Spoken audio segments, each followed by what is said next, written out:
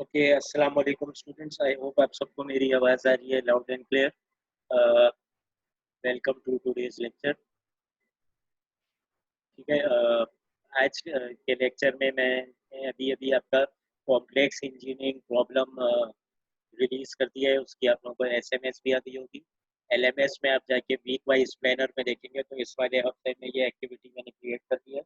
उसमें उसकी डिस्क्रिप्शन भी है और मैंने एक कुछ लिटरेचर भी उससे रिलेटेड पोस्ट किया है। तो वो दोनों डॉक्यूमेंट मैं भी आपके साथ शेयर कर दूंगा और आपको कॉम्प्लेक्स इंजीनियरिंग प्रॉब्लम में क्या करना है ये भी समझा दूंगा। ठीक है। और थोड़ा सा उसमें जो मैटलैब का कोड था, ठीक है, जो उसमें कुछ एक आध चीज़ें थी वो भी मैं आपको बता दूंगा। ठीक है। बहुत डिटेल में मैं नहीं जाऊँगा क्योंकि कॉम्प्लेक्स इंजीनियरिंग प्रॉब्लम का मकसद होता है कि स्टूडेंट्स इससे कुछ लर्न करें, कुछ सीखें उससे। तो जो कॉम्प्लेक्स इंजीनियरिंग प्रॉब्लम है उसका जो डॉक्यूमेंट है पहले तो मैं वो शेयर कर दूंगा आपके साथ। ठीक है। ये एलएमएस पे पोस्टेड है। ठीक है। जो ये डॉक्यूमेंट है ये एलएमएस पे पोस्टेड है और इससे रिलेटेड मैंने जो है एक और लिटरेचर भी आपके लिए किया हुआ है ताकि आपको आसानी हो जाए। ठीक है। तो ये दोनों डॉक्यूमेंट जो है वो पोस्टेड है। ठीक है। सबसे पहले मैं आपको अपनी कॉम्प्लेक्स इंजीनियरिंग प्रॉब्लम दिखा दूँ, शेयर करा दूँ स्क्रीन आपको।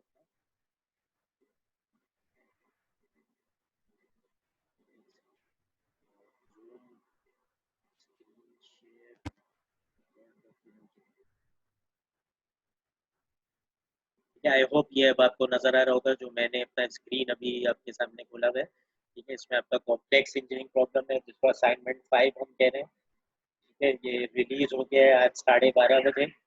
23 अप्रैल आज की तारीख है, थर्सडे 23 अप्रैल 2020। और ये आपने जमा कराने हैं अगले थर्सडे को 30 अप्रैल 2020 और एलएमएस पे सेम टाइम पे। क्लास शुरू अगले थर्सडे की क्लास शुरू होने से पहले पहले आपने ये जमा करा देनी है। पूरा एक हफ्ते का आपके पास टाइम है और इसमें मैंने बहुत आपके लिए आसानी भी क्रिएट कर दी है। ठीक है। जो लिटरेचर है वो मैंने इसका हेल्पफुल आपके लिए पोस्ट कर दिया है एलएमएस पर। ठीक है। आपको जो मेरे ख्याल से स्क्रीन ये आपको नजर आ रहा होगा। ठीक है। आपको क्लास के अंदर जो है अ, ये थोड़ा सा और बड़ा हो गया, अगर कोई मोबाइल पे देख रहा है तो नजर आ रहा होगा। ठीक है। आपको क्लास के अंदर मैंने फर्स्ट ऑर्डर और सेकंड ऑर्डर फिल्टर डिजाइन करना सिखा दिया। पैसिव का मतलब ये होता है, ठीक है, दो तरह के फिल्टर होते हैं, एक होते हैं एक्टिव, एक होते हैं पैसिव। एक्टिव वो वाले सर्किट्स या फिल्टर्स कहलाते हैं कि जिनको वर्क कराने के लिए आपने इनको पावर अप करना पड़ता है। फॉर एग्जाम्पल कोई आपके पास एम्पलीफायर होता है जिससे आप आवाज को बूस्ट करते हैं, तो वो एम्पलीफायर को भी बिजली देनी पड़ती है आपको, यानी कि उसको बिजली आप देते हैं, पावर इन करते हैं उसके अंदर, तब वो आपको पावर बूस्ट करके देता है। ठीक है। तो इसी तरह से फिल्टर्स भी एक्टिव और पैसिव होते हैं। एक्टिव फिल्टर्स वो होते हैं कि जिसको आपने पावर अप करना पड़ता है, यानी कि आपने उसको कोई वोल्टेज देना पड़ता है तब वो काम कर सकते हैं। और पैसिव फिल्टर वो होते हैं जिसको पावर अप नहीं करना है, आपने सिर्फ आपने इनपुट सिग्नल दिया, आउटपुट सिग्नल। तो हमने जो दोनों फिल्टर्स डिजाइन करने सीखे थे वो दोनों पैसिव ही थे। ठीक है। उसको पावर अप नहीं करना पड़ रहा था आपको, सिर्फ आपने एक साइड पे इनपुट वोल्टेज दिया, एक साइड पे आउटपुट वोल्टेज, और वो अपना फिल्टर की कारकर्दगी अदा कर रहा था। ठीक है। उसका बोडे प्लॉट भी आप लोगों को स्केच करना मैंने सिखा दिया है और ये भी बता दिया कि ऑर्डर ऑफ फिल्टर से बोडे प्लॉट में रोल ऑफ पे फर्क आता है। ठीक है। कट ऑफ फ्रीक्वेंसी पे मैग्नीट्यूड जो है वो 0.70 चला जाता है 1 से घट के, और नियर आफ्टर जो ग्रेडियंट है वो, अगर आपने बोडे प्लॉट डीबीज में प्लॉट किया है तो वो फर्स्ट ऑर्डर फिल्टर के लिए उसका रोल ऑफ होता है 20 डेसिबल पर डेकेड, -20 डेसिबल पर डेकेड राइज इन फ्रीक्वेंसी अब कट ऑफ। और सेकंड ऑर्डर फिल्टर जब होता है तो उसका रोल ऑफ तब जो है -40 डेसिबल पर डेकेड चला जाता है। थर्ड ऑर्डर फिल्टर लेते हैं तो -60 डेसिबल पर डेकेड चला जाता है। ठीक है। तो ये सब हमने देख लिया था। फर्स्ट ऑर्डर और second order low pass filter आपने डिजाइन करना सीख लिया था। फर्स्ट ऑर्डर का हाई पास का भी मैंने आपको आइडिया दे दिया। ठीक है। तो जो बुलेट वन है इसका वो कह रहे हैं the low pass filter you designed in the class can be classified as a first and second order Butterworth low pass filter. ठीक है। नाम भी मैंने आपको बता दिया था। ये जो हम फिल्टर्स डिजाइन कर रहे हैं ये बटरवर्थ क्लास के फिल्टर्स हैं। जिस आदमी ने इन्हें इजाद किया है उसने इनका नाम बटरवर्थ फिल्टर है। ठीक है। बटरवर्थ के नाम से भी आप लोग मानूस हैं। ठीक है। आपने जो है फिल्टर डिजाइन करने हैं इस असाइनमेंट में, ठीक है, जो कि होगा थर्ड ऑर्डर। ठीक है, थर्ड ऑर्डर की डायग्राम भी मैं जो है वो आपको अभी दिखा दूंगा। तो इससे रिलेटेड मैंने लिटरेचर पोस्ट किया है, LMS में मौजूद है, अभी मैं फ्लैश भी कर रहा हूँ। ठीक है, जब आप थर्ड ऑर्डर करेंगे तो आपने उसमें खुद ही अपनी मर्जी से RL और C डिसाइड करने होंगे according to the cut off frequency. ठीक है, कट ऑफ फ्रीक्वेंसी कितनी रखनी है ये लिखा हुआ 20,000 किलो हर्ट्ज आपने रखनी है कट ऑफ फ्रीक्वेंसी। ठीक है, तो इस फ्रीक्वेंसी को देखते हुए आपने एक थर्ड ऑर्डर लो पास बटरवर्थ फिल्टर डिजाइन करना है। उसके बाद आपने उसका ट्रांसफर फंक्शन बताना है। Transfer function simply V out over V I होता है, but in the S domain या फ्रीक्वेंसी डोमेन, ठीक है, या इन द ओमेगा डोमेन। ठीक है, तो टाइम डोमेन में नहीं है, V out T over V I T. ठीक है, जिसको आप गेन कहते हैं, but this one is gain in the frequency domain, तो आप इसको कहते हैं वी आउट एस या V out omega over V I S या वी आई ओमेगा। ठीक है, तो फ्रीक्वेंसी डोमेन में जो गेन होता है उसी को ट्रांसफर फंक्शन कहते हैं। ये भी मैं आपको बता चुका हूँ।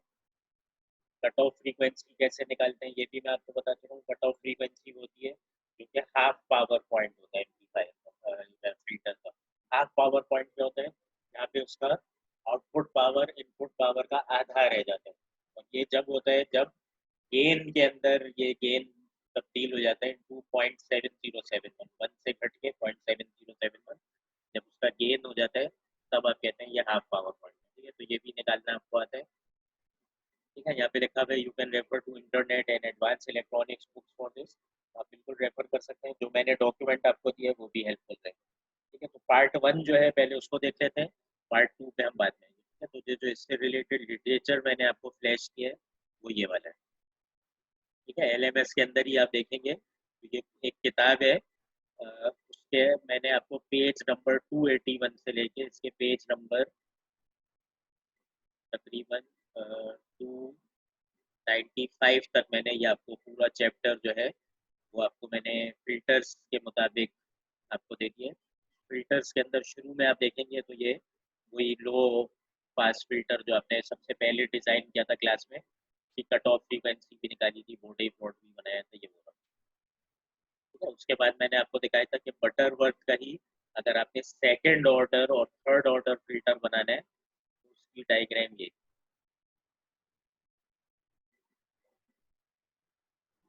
सेकेंड ऑर्डर और थर्ड ऑर्डर फिल्टर जो है उसकी डायग्राम ये। चैट विंडो में कोई एक्टिविटी हुई है सर? LMS पे जो बुक है उसका नाम क्या है? बुक का नाम क्या है? आपको बुक क्यों चाहिए सर? ठीक है, why do you want the name of book?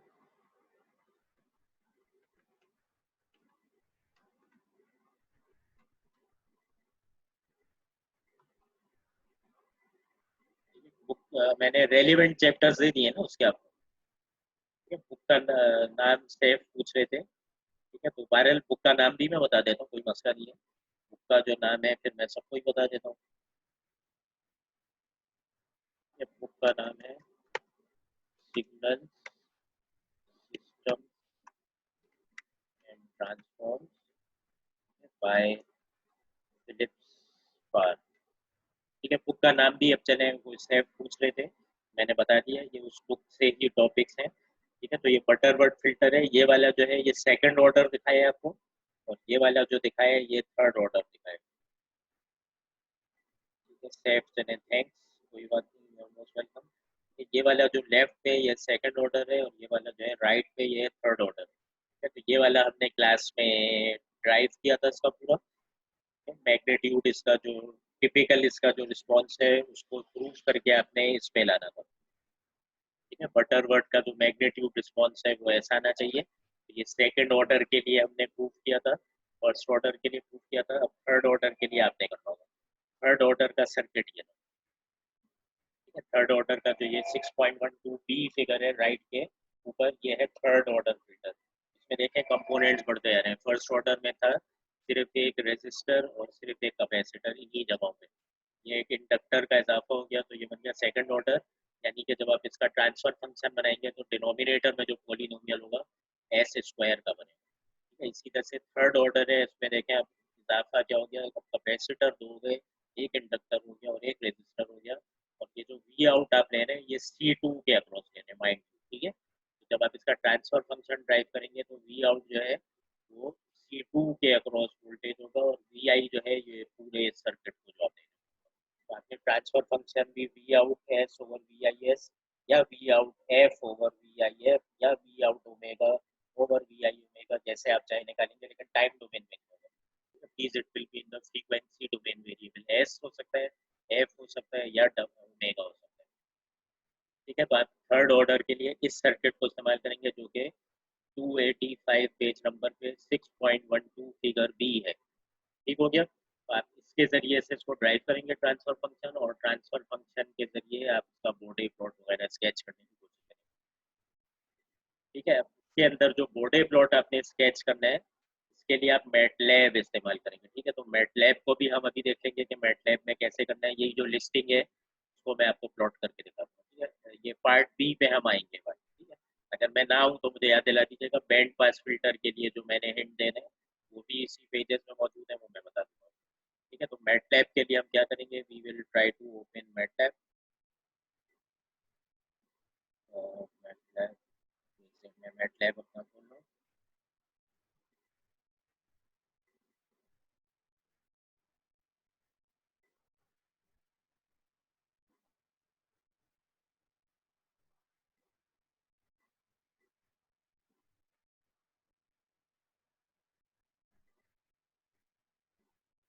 अच्छा, जब तक मैटलैब खुल रहा है, ठीक है, तो प्लीज़ मुझे ना कुछ स्टूडेंट्स की जानिब से बहुत प्रॉब्लम आ रहे हैं जब से ऑनलाइन टेस्ट हो रहे हैं।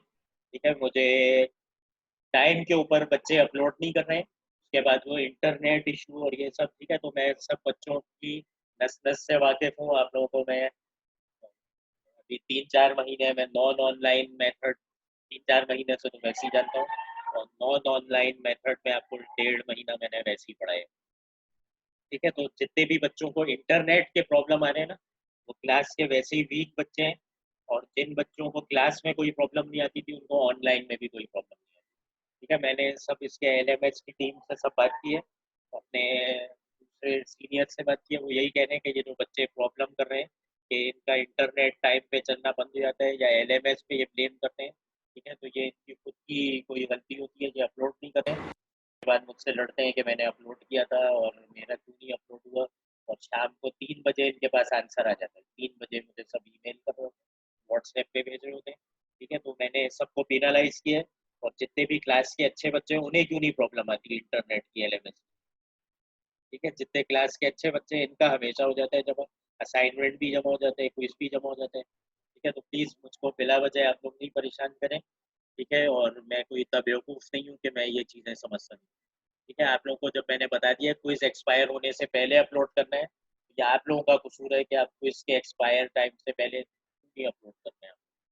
ठीक है, बहरहाल सबसे अलग आपका एक CLO इम्प्रूवमेंट क्विज होगा। जिन बच्चों को लगता है कि उनके साथ ज्यादती हुई है, तो CLO इम्प्रूवमेंट क्विज लेने, उनके क्विज के मार्क्स रिप्लेस लेंगे। ठीक है, तो आपके पास चांस है, लेकिन CLO इम्प्रूवमेंट क्विज में highest credit that you can get is 7 not 10। ठीक है, तो जिन लोगों के ऑलरेडी अच्छे नंबर हैं उनको CLO इम्प्रूवमेंट क्विज देने की कोई जरूरत नहीं है। जिन लोगों के कोई आगे पीछे हो गए नंबर, खाली वो लोग CLO इम्प्रूवमेंट क्विज दें, they can have a chance to improve their marks. ठीक है, बाकी आप लोग अगर टाइम पे नहीं इंस्ट्रक्शंस फॉलो करेंगे तो आप लोगों को प्रॉब्लम रहेगी। ठीक है, मुझे किसी ने रेज हैंड किया था, किसने किया था? ये पेज नंबर चैट में भी बता दें, क्यों बता दें भाई, तुम्हें LMS पे नजर नहीं आ रहे हैं पेज नंबर पे? ठीक है, please, book is not visible from your side. Book जो है वो विजिबल आपको LMS पे हो जाएगी ना, LMS पे जाके ले लो यार आप। जैसे आप बुक जो है मैंने LMS पे अपलोड कर दी है, आप लेट आए हो। ठीक है, इसीलिए नुकसान होता है जो लोग टाइम पे नहीं आते। This book is already uploaded on LMS। ठीक है, जहाँ पे असाइनमेंट है वही है, जहाँ पे कॉम्प्लेक्स इंजीनियरिंग प्रॉब्लम है। जी यासिर, आप माइक पे बात बोल सकते हैं। You have raise hand. जी जी। सर अस्सलाम वालेकुम। वालेकुम सलाम। सर मैं ये कह रहा था कि सर देखिए जैसे फाइनल पेपर होंगे 3 घंटे के होते हैं, तो LMS पे होंगे तो सर 3 घंटे का पीरियड बहुत लॉन्ग होता है। उसके अंदर किसी का भी टेक्निकल इशू आ सकता है, जैसे लाइट चली जाए या कुछ भी हो जाए, या हो सकता है किसी को कोई ना मसला है। तो सर इस मैं ये कहना चाह रहा था कि अगर देखें जैसे किसी का ये इशू आ जाता है तो उसका वो टाइम तो मारा जाएगा, पर 10-15 मिनट जनरेटर स्टार्ट होने में, डिवाइस ऑन होने में। सर अच्छा इस हवाले अच्छा, से भी एलएमएस का जो है वो मैं देख लूंगा जितने जेन्युइन एरर्स हैं एलएमएस के। ठीक है, मुझे लग रहा है कि अंडर ग्रेड स्टूडेंट्स तो 2 नंबर ही कर रहे हैं मेरे साथ। ठीक है, बाकी लेकिन जो जेन्युइन है वो भी मैंने स्टडी किया है। एलएमएस के साथ 5% ऑफ द टाइम होते हैं प्रॉब्लम, जेन्युइन हो सकते हैं, जो कि स्टूडेंट इनिशिएटेड नहीं है। स्टूडेंट का इंटरनेट भी सही है, सब कुछ सही है, एलएमएस अपने लोड की वजह से गड़बड़ कर रहा है। ठीक है, तो उसके लिए फिर मैं गूगल क्लासरूम या कोई और प्लेटफॉर्म देखूंगा। ठीक है, आप लोगों का अगर कोई जेन्युइन प्रॉब्लम होगा तो उसको डेफिनेटली टीचर्स करेंगे कंसिडर। ठीक है, और ये हमारी अभी एक एसीएम मीटिंग भी सैटरडे को होने वाली है, उसमें मैं ये चीज़ बिल्कुल डिस्कस करूंगा कि एलएमएस में एग्जाम लेने में कुछ बच्चों को प्रॉब्लम आ सकती है। ठीक है, तो बहरहाल हम उसकी भी बात करेंगे। Maybe we will get a license version of some other software जिसमें बच्चों को प्रॉब्लम ना आए। ठीक है, लेकिन अगर बच्चों को कोई प्रॉब्लम आती है तो टीचर जो है वो आपका सब पास्ट प्रेजेंट सब जानता है। ठीक है, तो आपके पास्ट को देखते हुए वो ये जज करता है कि ये बच्चा वाकई में जेन्युइन है, या उसे जब पता है कि क्लास में भी ये सोता रहता था तो अभी ऑनलाइन एग्जाम में ये कोई आइंस्टाइन नहीं बन गया। ठीक है, तो टीचर जो है वो सारे बच्चों की नस नस से वाकिफ होते हैं। ठीक है, जिसका जेन्युइन प्रॉब्लम आएगा उसको डेफिनेटली टीचर्स कंसिडर करेंगे। ठीक है, बाकी एलएमएस से रिलेटेड जो इशू है तो मे बी हमारी एक मीटिंग हो रही है कल या परसों होगी प्रेसिडेंट लेवल पे, तो उसमें हम ये डिसीजन लेंगे कि क्या फाइनल एग्जाम को ऑनलाइन ही हम ले रहे हैं, जो कि अभी रजिस्ट्रार की लेटेस्ट इन्फॉर्मेशन है 8 मई, या फिर हम इसको मौखर करेंगे जब तक सिचुएशन नॉर्मलाइज ना हो जाए कि बच्चे कैंपस पे आके नहीं दे सकते। ठीक है, तो ये फैसला भी इस मीटिंग के बाद पक्का जब हो जाएगा फिर हम देख लेंगे। अगर ऑनलाइन ही हो रहा है तो मे बी मैं गूगल क्लासरूम या कोई ऑल्टरनेट प्लेटफॉर्म जरूर लेंगे। ठीक है, और अगर किसी बच्चे को फिर भी कोई जेन्युइन प्रॉब्लम आई तो वो मैं देख लूंगा। ठीक है, लेकिन इस किस्म के मुझे अभी एक बच्चा मुझे कल से परेशान कर रहा है, उसने टाइम पे अपलोड नहीं किया क्विज। ठीक है, पहली मिस्टेक। उसके बाद वो मुझसे अटक रहा है, मैंने ईमेल कर दिया है और मुझे ईमेल ही नहीं रिसीव हो रही। मैंने स्पैम में भी देख ली, हर जगह देख ली, उसके बाद पता चला उसने ईमेल एड्रेस ही गलत टाइप किया। ठीक है, तो अगर आप इस तरह के बिल्कुल इररिस्पॉन्सिबल रहेंगे कि ना टाइम पे एलएमएस पे अपलोड करेंगे ना ईमेल मुझे भेज पाए। ठीक है, ईमेल और व्हाट्सएप भी मैं जो है वो एक्सेप्ट कर सकता हूँ, लेकिन it should be with in 5 minute of the quiz and time या एग्जाम एंड टाइम। ठीक है, ये नहीं होगा कि क्विज आपका मैंने कोई 10:30 बजे एंड टाइम था, शाम के 5 बजे आप लोगों के मैसेज आ रहे हैं कि ये उस वक्त अपलोड नहीं हो सका था, अब मैं कर रहा हूँ। ठीक है, तो इस किस्म की हरकतें जो है please refrain from this. Teachers जो है वो आपके 12-15 साल का एक्सपीरियंस रखते हैं। ठीक है, हम कोई जुमा जुमा अड्डे नहीं हुए टीचर बने। ठीक है, तो प्लीज इस किस्म के जो आपके ये हैं कि मैंने तो कर दिया था अपलोड और वहाँ नहीं हुआ अपलोड, ये आपकी जिम्मेदारी है कि आपको चेक होना चाहिए कि अपलोड हुआ है या नहीं हुआ है, क्यों नहीं हुआ है। जेन्युइन प्रॉब्लम है तो आप मुझे उसी वक्त मैसेज करेंगे, टाइम था कि आपका पता चल जाए कि इसने विद इन टाइम किया था, उसी वक्त आप मुझे व्हाट्सएप या ईमेल पे भेज सकते हैं रिस्पॉन्स। ठीक है, लेकिन अगर आप शाम को 4 बजे भेजेंगे और समझेंगे कि मैं बिल्कुल ही कोई बेवकूफ़ बन जाऊंगा कि ये बहुत ही बच्चा जीनियस और लायक फायक है, तो आपका पिछला सब मुझे रिकॉर्ड पता होता है। ठीक है, तो हम आपके बिल्कुल जितने जेन्युइन इश्यूज हैं उसको देखेंगे। ठीक है, तो आप उस बात से नहीं घबराएं। ठीक है, बाकी मैं दोबारा से ये मैटलैब की स्क्रीन फ्लैश करने से पहले जो डॉक्यूमेंट है ये एलएमएस पे मैंने अवेलेबल कर दिया है। ठीक है, ये वाला डॉक्यूमेंट है। ठीक है, ये अब आपको नजर आ रहा होगा। ठीक है, ये आ रहे हैं, सबको नजर आ रहे हैं। ठीक है, ये वाला स्क्रीन मेरा सबको नजर आ रहा है, प्लीज रिप्लाई करें माइक पे या उसमें। ठीक है, ये नजर आ रहे हैं सबको। No sir, okay sir. क्या नजर आ रहा है, क्या नहीं नजर आ रहा है? ये बुक नजर आ रही है सबको? ठीक है, ये अभी हम डिस्कस कर रहे थे, तो जो आप थर्ड ऑर्डर फिल्टर डिजाइन करेंगे उसका सर्किट ये रहा। उसमें कंपोनेंट्स की वैल्यूज आप ऐसे चूज करेंगे कि इसकी कट ऑफ फ्रीक्वेंसी 20,000 हर्ट्ज है। ठीक हो गया, और इसका transfer function again V out S over V I S होगा। लेकिन अब आप देखें वी आउट आप C2 कैपेसिटर के अक्रॉस ले रहे हैं और वी आई इस पूरे कम्बिनेशन को दे रहे हैं। ठीक है, तो ट्रांसफर फंक्शन भी निकालना आता है आपको। मैटलैब में जो इसका आप स्केच करेंगे उसकी लिस्टिंग इधर है। ठीक है, मैटलैब के अंदर वो आपसे बेसिकली कह रहे हैं कि आप फिल्टर का इनपुट बताएं जिसको वो एन के अंदर स्टोर करेगा। ठीक है, तो मैटलैब में आप ये इस तरह से लिस्टिंग बनाएंगे लेकिन अपने प्रोग्राम के हिसाब से बनाएंगे। अच्छा, इसमें ये जो फॉर्म फंक्शन है बटरवर्थ फिल्टर का वो ये है बटैप। इसमें आप 1 डाल देंगे तो फर्स्ट ऑर्डर बनेगा, 2 डाल देंगे तो सेकंड ऑर्डर, 3 डाल देंगे तो थर्ड ऑर्डर। जेड पी के जो है इसके अंदर पोल्स और जीरोस और मल्टीप्लाइंग कांस्टेंट होता है। पोल्स और जीरोस का जो कॉन्सेप्ट है वो मैं आपको बता देता हूँ। ठीक है, let me open my white board. Share मुझे क्या कराना है, न्यू शेयर, व्हाइट बोर्ड। ठीक है, पोल्स और जीरोस जो पी और जेड इसमें लिखा हुआ है और मल्टीप्लाइंग कांस्टेंट, उसका कंसेप्ट मैं आपको बता देता हूँ ताकि आपको प्रॉब्लम नहीं हो। लेकिन ये पूरा मैं नहीं बताऊंगा आपको, because this is your learning stage. ठीक है, इससे आप जो सीखेंगे। ठीक है, कोई भी आप जब ट्रांसफर फंक्शन लिखते हैं, ठीक है, जिसको आप कहते हैं कि ये V out S over V I S है, या आप इसको ओमेगा या एफ में भी लिख सकते हैं। ठीक है, omega is equal to 2 pi F और S is equal to J omega होता है। ठीक है, ये सब आपको चीज़ें पता है, तो इन सब को आप इंटर रिलेट कर सकते हैं। ठीक है, ट्रांसफर फंक्शन को ओमेगा के फॉर्म में भी लिखा जा सकता है, या आप इसको एफ के फॉर्म में भी लिख सकते हैं।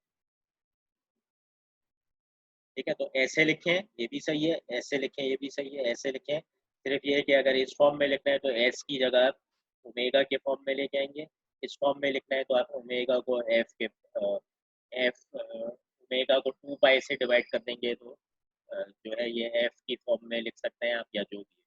ठीक है, या ओमेगा को 2 पाई एफ करके फिल कर देंगे तो ये एफ के फॉर्म में हो जाएगा। ठीक है, तो यहाँ तक सब लोगों को क्लियर है। तो ट्रांसफर फंक्शन आपको बनाना आ जाएगा। ठीक है, तो उसमें वो C2 कैपेसिटर के अक्रॉस जो वोल्टेज है that is V out of it. ठीक है, तो जब आप ट्रांसफर फंक्शन किसी चीज का ले लेते हैं, ठीक है, लेट से आपने ओमेगा के फॉर्म में लिया है, तो इसके अंदर आपके पास ना कोई पोलिनोमियल आ रहे होते हैं। ठीक है, you have a polynomial of S in the numerator. Let say ये A1 है, ये है एस प्लस B1, ये है एस प्लस A2। ठीक है, ये भी क्विज में भी आपने किया था, इस तरह से फैक्टर्स आ रहे होते हैं डिनोमिनेटर, एस प्लस B2। ठीक है, दीज आर सम कॉन्स्टेंट्स। ठीक है, ये इस तरह से हो सकते हैं, S plus 2 into S plus 3 divided by S plus 4 into S plus 5। ठीक है, तो अगर इस तरह से आपके पास ट्रांसफर फंक्शन है तो पोल क्या होता है? पोल वो होता है, pole is those values of S, ठीक है, which takes the transfer function to infinity। ठीक है, तो कौन सी वैल्यूज हो सकती हैं एस से जिससे ट्रांसफर फंक्शन इंफिनिटी पे जाए? -4 और -5। क्योंकि अगर ये दोनों वैल्यू आप डाल दें तो इसमें से कोई एक ब्रैकेट जीरो हो जाएगा। ये -4 डाल दें तो -4 + 4 this become zero, anything divided by zero is infinity. ठीक है, anything divided by zero is infinity. तो ऐसा कोई भी नंबर है एस के लिए जिससे डिनोमिनेटर जीरो हो जाए, डिनोमिनेटर का कोई एक फैक्टर जीरो हो जाए, वो कहलाते हैं पोल। और जीरो वो होते हैं जो आपके ट्रांसफर फंक्शन को जीरो की जानिब लेके जाए, यानी कि न्यूमरेटर को जीरो कर। ठीक है, जो चीज़ें डिनोमिनेटर को जीरो कर दें वो कहलाती हैं पोल्स, और जो चीज़ें न्यूमरेटर को जीरो कर दें वो कहलाते हैं जीरो। ठीक है, तो इसके केस में जीरोस के अंदर क्या होगा? जीरोस इसके होंगे -2 और -। ठीक है, तो ये वाली चीज़ जो ट्रांसफर फंक्शन की है ये कहलाती है पोल्स और जीरो। तो वो जो फंक्शन है पोल्स और जीरोस निकालने वाला वो ये है। और मल्टीप्लाइंग कांस्टेंट जो है वो सिंपली गेन का कांस्टेंट है। ठीक है, अगर किसी फिल्टर का गेन जो है ये वाला फंक्शन है, उसको आप किसी के से मल्टीप्लाई करते हैं तो वो जो मल्टीप्लाइंग कांस्टेंट है वो उस के की बात करता है। ठीक है, तो ये जेड पी और के की ये क्लैरिटी होगी। ठीक, पोल्स जीरोस के फॉर्म में ट्रांसफर फंक्शन का मतलब होता है पोल्स वो वैल्यूज हैं एस की, या अगर आपने ओमेगा के फॉर्म में इसको फैक्टराइज किया है ज़्यादा अच्छा ही होता है, एस के फॉर्म में करें आप। ठीक है, तो वो वैल्यूज जिससे डिनोमिनेटर जीरो हो जाए और ट्रांसफर फंक्शन इंफिनिटी चला जाए, ऐसी वैल्यूज जो है ये कहलाती हैं पोल्स। और जो वैल्यूज जिससे न्यूमरेटर जीरो चला जाए, यानी कि ट्रांसफर फंक्शन जीरो की जानिब टेंड हो जाए, ये वैल्यूज कहलाती हैं जीरो। तो आप जो भी ट्रांसफर फंक्शन निकालेंगे उसके हिसाब से आगे पोल्स और जीरो हो जाते हैं। ठीक है, अगर आपका transfer function for example first order के लिए जो बना था वो ये बना था 1/s+a, s+b फॉर एग्जाम्पल। ठीक है, तो अब इस केस में खाली पोल्स हैं आपके पास। ठीक है, पोल्स है s = -a and s = -b। ठीक है, जीरोज इसके अंदर नहीं है, ठीक है, there are no zeros in it, क्योंकि इसका कुछ भी आप एस की वैल्यू डाल दें न्यूमरेटर को जीरो कर ही नहीं सकता, ठीक है। तो यू हैव द सिचुएशन जहाँ पे सिर्फ पोल्स हो सकते हैं, जीरोज उसमें अनडिसाइडेड, ठीक है। पोल्स और जीरोज से बेसिकली आपको सिस्टम के बारे में क्या पता चलता है, ठीक है। ये थोड़ी सी एक एडवांस लेवल की चीज़ है, लेकिन चले मैं बता देता हूँ अभी आपको, ठीक है। जो सिस्टम के पोल्स होते हैं वो वैल्यूज जिससे डिनोमिनेटर जीरो चला जाता है, वो पोल्स, ठीक है। कोई भी आपके पास सिस्टम होता है ना, तो उसको आप कॉम्प्लेक्स प्लेन में, एस प्लेन में इस तरह से बना सकते हैं, और इसके जो पोल्स और जीरोस हैं उसको इसमें प्लॉट भी किया जा सकता है, ठीक है। तो आपके पास जो पोल्स हैं, फॉर एग्जाम्पल लास्ट केस में हमने पोल्स जो बनाए थे, लेट से वो आए थे -3 और -2, ठीक है। तो पोल्स जितने भी होते हैं उनको आप क्रॉस से डिनोट करते हैं। अगर सिस्टम के पोल्स लेफ्ट हाफ प्लेन में होते हैं तो आपका सिस्टम कहलाता है स्टेबल, ठीक है। अगर लेफ्ट हाफ प्लेन में होंगे तो आपका सिस्टम कहलाता है स्टेबल, और राइट हाफ प्लेन में अगर आपके पोल्स होंगे तो आपका सिस्टम कहलाएगा अनस्टेबल, ठीक है। तो जो भी आप फिल्टर बनाएंगे उसके हमेशा पोल्स जो है वो लेफ्ट हाफ प्लेन में होने चाहिए। आगे बात समझ में? अच्छा, ये जो दो मैंने बनाए दीज आर रियल पोल्स, ठीक है। पोल्स आपके पास कॉम्प्लेक्स भी आ सकते हैं, ठीक है। कॉम्प्लेक्स कैसे आ सकते हैं, ये वाली बात सबको समझ में आ रही है, ठीक है। आप एस प्लेन के अंदर अगर सिस्टम के पोल्स को प्लॉट करें, इसमें जीरोस भी प्लॉट हो सकते हैं, फिलहाल मेरा फोकस पोल्स के ऊपर है। अगर पोल्स आपके पास नेगेटिव आते हैं या सिस्टम में लेफ्ट हाफ प्लेन में आते हैं तो आपका सिस्टम कहलाता है स्टेबल, वरना कहलाता है अनस्टेबल, ठीक है। स्टेबल सिस्टम ऐसा होता है, ठीक है, जैसे हमने कुछ सवाल सॉल्व किए थे, this is a stable system, ठीक है। इसमें इनपुट जो है वो एक खास वैल्यू के बाद स्टेबलाइज हो गई, इस सिस्टम को हम कहेंगे अनस्टेबल, क्योंकि इसमें सिस्टम का जो आउटपुट है वो बढ़ता जा रहा है टाइम के साथ, इंफिनिटी की जाने जा रहा है, ठीक है। तो ये वाला जो सिस्टम है ये कहलाता है अनस्टेबल, और ये वाला जो सिस्टम है ये कहलाता है स्टेबल, ठीक है। तो अगर आपके पास सिस्टम के पोल्स नेगेटिव होंगे तो ही स्टेबल हो सकता है। राइट हाफ प्लेन में अगर इधर आ जाते हैं पोल्स तो आपका सिस्टम होता है अनस्टेबल। तो फिल्टर कभी भी आप बनाएंगे तो वो स्टेबल सिस्टम ही होता है, फिल्टर इज नेवर अनस्टेबल, ठीक है। इसी तरह से जो पोल्स हैं आपके पास, इधर को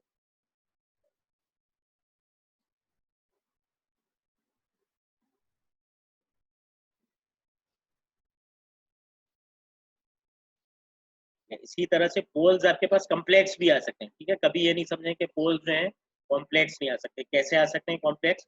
फॉर एग्जाम्पल आपने कोई ट्रांसफर फंक्शन बनाया है इसका 1/, और कल कल वाला जो टेस्ट था किसी को याद है वो क्या आ रहा था? S+7 स्क्वायर क्या आ रहा था? S² + 14S, ठीक है। जो अभी क्विज दिया है उसमें क्या आया था आपके पास? S² + 14S + 24 ऐसा आया था ना। तो कुछ लोगों ने फैक्टराइज किया था, जिनके नंबर काटे थे उन्होंने ऐसे ही किया था इसको फैक्टराइज, S+7 स्क्वायर, और यहाँ पे क्या था -5 स्क्वायर, ऐसे ही किया था ना आप लोगों ने, क्योंकि ये हो गया 49 - 25 = 24। मैंने आपसे कहा था इसको ऐसे लाना है आपने, S+² + ω², ठीक है। आप ये माइनस के साइड के साथ है, लेकिन आप इसको ऐसे कर सकते हैं डिनोट। ऐसे डिनोट करने की क्या तरकीब है, इसको ऐसे लिख लो,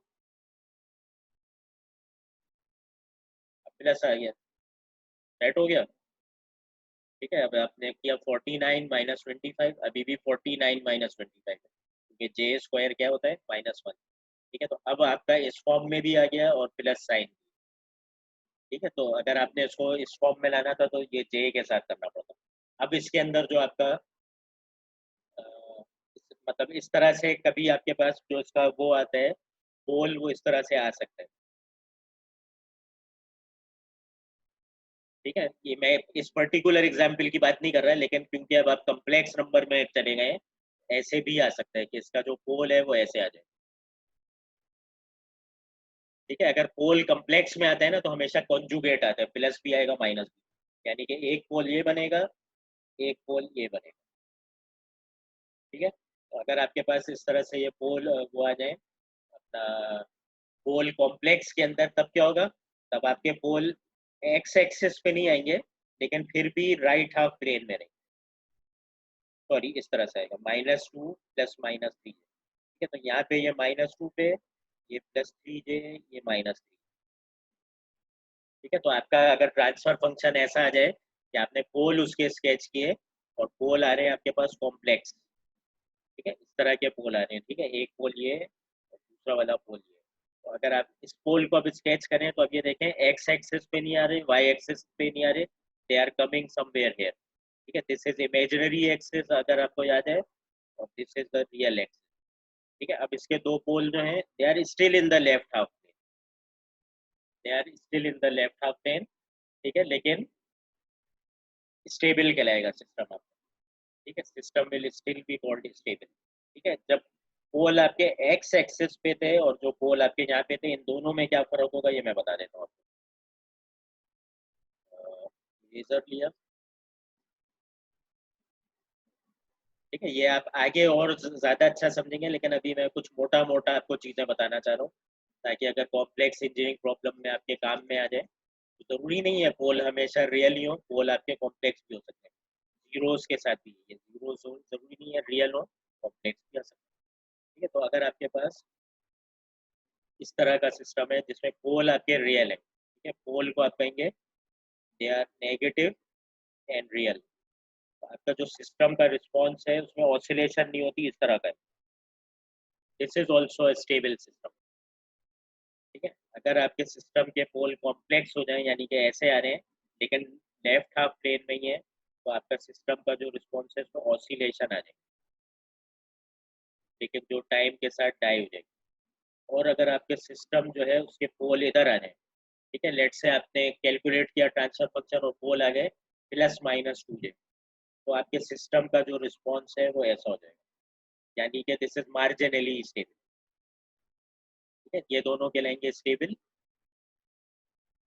ये भी कहलाएगा स्टेबल, ये वाला आपका कहलाएगा मार्जिनली। और अगर इसी वाले केस में आपके सिस्टम के पोल इधर आ जाते, ठीक है, इस तरह से होता है, अब ये अनस्टेबल हो जाता है, इसका जो रिस्पॉन्स है वो ऐसे आता है, इन्फिनिटी किया। और ये वाला जो रिस्पॉन्स है अगर इसी तरह से यहाँ पे आ जाता तो क्या होता, सिस्टम अनस्टेबल हो जाता है, ऐसे हो जाता है, ठीक है। ये हम इसके आउटपुट की बात बता रहे हैं, जो आपका वी आउट है वो ऐसे आता है, ठीक है। तो स्टे अनस्टेबल हो गया, इसका वी आउट स्टेबल है, इसका वी आउट स्टेबल है, इसका जो वी आउट है ये कहलाएगा मार्जिनली स्टेबल, क्योंकि ना ये टिके हो रहा है ना ही। तो अगर वाई एक्सिस पे पोल आ जाए आपके, तो आपका सिस्टम कहलाता है मार्जिनली स्टेबल, ठीक है। तो ये सब चीज़ें मेरे ख्याल से क्लियर हो गई हैं आपको, ठीक है। Now we go back to the part number 2, मैं आपको पहले बता देता हूँ, फिर मैटलैब पे चलें, ठीक है। तो न्यू शेयर, ठीक है। आपको पार्ट 2 के अंदर मैंने जो है वो उसमें कहा है कि आपने क्या डिज़ाइन करना है, ठीक है। ये आपको नज़र आ रहा होगा, आपने एक बैंड पास फिल्टर डिज़ाइन करना है, ठीक है। बैंड पास फिल्टर डिज़ाइन करने के लिए आप क्या करेंगे, ठीक है। बैंड पास फिल्टर डिज़ाइन करने के लिए आप वापस से उसी डॉक्यूमेंट पे जाते हैं, ठीक है। लो पास फिल्टर के मैंने सर्किट आपको दिखा दिए, बैंड पास के लिए आपको क्या करना पड़ेगा, हाई पास बनाना पड़ेगा। आपको बताया मैंने, बैंड पास के लिए एक लो पास और उसके आगे हाई पास लगा सकते हैं, या पहले एक हाई पास और उसके बाद लो पास लगा सकते हैं। तो लो पास हमने सब देख लिया है, लो पास को हाई पास में कन्वर्ट करने का जो तरीका है वो यहाँ दिया था, ठीक है। आप इसके अंदर जाएंगे पेज नंबर, आप जाएंगे पेज नंबर ये 294 पे, इसमें ये बात कर रहे हैं बैंड पास फिल्टर, ठीक है। तो अब तक हम लो पास फिल्टर की बात कर रहे थे, लेकिन हम बैंड पास फिल्टर को कैसे रियलाइज कर सकते हैं, लो पास फिल्टर को हाई पास बनाना आसान होता है, ठीक है। कैसे कर सकते हैं हम, यहाँ पे दिया हुआ है इसका फॉर्मूला, और ये बटर वर्ट के लिए, ठीक है। बटर वर्ट का कोई भी लो पास फिल्टर है उसको आप बैंड पास फिल्टर में कैसे बना सकते हैं, आप उसको कैसे बना सकते हैं, आप एक हाई पास फिल्टर बना सकते हैं। हाई पास फिल्टर बनाने की क्या तरकीब है वो यहाँ पे दीजिए, ठीक है। उसने आपको बताया हुआ है कि आप बैंड पास फिल्टर बनाने के लिए, अच्छा डायरेक्ट बैंड पास का बता दिया, बैंड पास फिल्टर बनाने के लिए उसने बताया आपने क्या ट्रांसफॉर्मेशन देनी है, यू विल ट्रांसफॉर्म द, ठीक है। उसने फर्स्ट ऑर्डर की आपको एग्जांपल दे दी है, फर्स्ट ऑर्डर का ट्रांसफर फंक्शन अगर आपके पास कुछ इस तरह से था, ठीक है, 6.1 फिगर से ही आपको बता रहे हैं, तो आप उसका बैंड पास फिल्टर कैसे बना सकते हैं? आपने एक अपर कट ऑफ फ्रीक्वेंसी और लोअर कट ऑफ फ्रीक्वेंसी बतानी है। उसकी omega you is the upper one and omega low is the lower one, क्योंकि बैंड पास में आपने एक खास बैंड को पास करना होता है। ठीक है, तो आपने बेसिकली क्या करना होगा, आपने बैंड पास फिल्टर के लिए 6.12 इक्वेशन में गए। ठीक है, वेर इज 6.12, ये रहा। उसने कहा कि आपने लो पास फिल्टर को बैंड पास फिल्टर में बनाने के लिए आपने नॉन लीनियर फ्रीक्वेंसी ट्रांसफॉर्मेशन लेनी है। ठीक है, नॉन लीनियर फ्रीक्वेंसी ट्रांसफॉर्मेशन जो है वो ये। ठीक है, उसमें उसने कहा कि जो आपका ओमेगा एल है, ठीक है, वो कैसे आएगा आपके पास?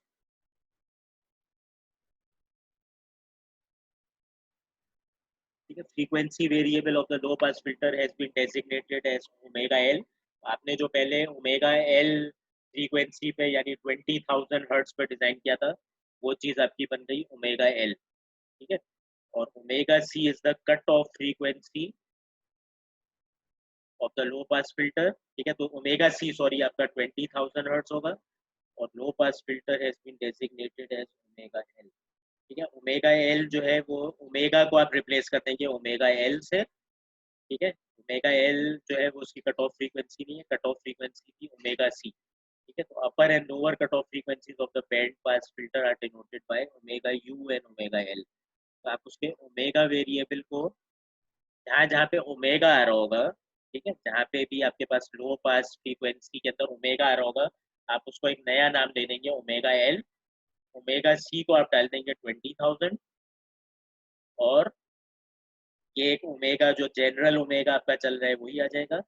यू और एल जो है वो आपका जो बैंड पास फिल्टर है उसकी अपर एंड लोअर है। ठीक है, तो बैंड पास फिल्टर अगर लेट से आपने कहा मैं 20,000 हर्ट्ज का बना रहा हूँ, तो इसमें ओमेगा सी भी 20,000 हो जाएगा, इसका ओमेगा एल ओमेगा यू भी 20,000 हो जाएगा, ओमेगा एल हो जाएगा 20। ठीक है, तो आप इन जब चीज़ों को डाल देंगे तो आपके पास एक नया फ्रीक्वेंसी वेरिएबल ओमेगा आ जाएगा, तो इसको आप ट्रांसफॉर्म करके लेंगे तो वो आपका ट्रांसफर फंक्शन बन जाएगा बैंड पास फिल्टर का। ठीक है, तो आपने सर्किट्स के जरिए इसको नहीं बनाना, आपने इसको ट्रांसफॉर्मेशन के जरिए बनाना है। ठीक है, तो जो भी आपका ओरिजिनल लो पास फिल्टर का ओमेगा वेरिएबल था उसको आप नया नाम दे देंगे ओमेगा एल, और उस ओमेगा एल को चेंज करके आप ये वाली सारी चीजें गैजेट्स डाल देंगे। ओमेगा यू ओमेगा एल आपके बैंड पास फिल्टर का अपर और लोअर कट ऑफ फ्रीक्वेंसी है। Omega C is the cut off frequency of the original low pass filter. Original low pass filter अगर आपने 20,000 पे बनाया था, ये आपके पास ओमेगा सी भी 20,000 हो जाएगा, और बैंड पास का अपर फ्रीक्वेंसी ये भी 20,000 हर्ट्ज हो जाएगा, ओमेगा एल रह जाएगा 20 हर्ट्ज। ठीक है, तो अब जब आप इस ओमेगा एल को पुट करेंगे तो ये ऑटोमेटिकली जेनेरिक ओमेगा वेरिएबल को अपने साथ लेके आएगा। जब आप ट्रांसफर फंक्शन को ट्रांसफॉर्म कर देंगे तो उसको आप मैटलैब के अंदर प्लॉट कर सकते हैं। ठीक है,